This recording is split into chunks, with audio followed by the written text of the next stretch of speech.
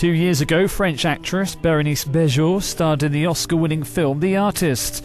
Now she wants European cinema to be protected from Hollywood. France is leading the charge to keep its subsidies for movies, TV and music ahead of trade talks with the US. I grew up with American films and culture.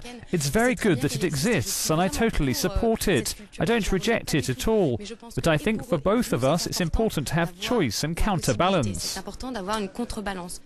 France wants its entire audiovisual sector to be excluded from negotiations. Director Costa Gavras said a free trade deal with the United States would put the industry and those who work in it at risk. There are several thousand people who work in the audiovisual sector in Europe. If this cultural exception is scrapped, many films simply won't get made. Cinemas will close. Directors and actors will find themselves out of work. Paris is threatening to use its veto as an EU member, calling the cultural exception a red line.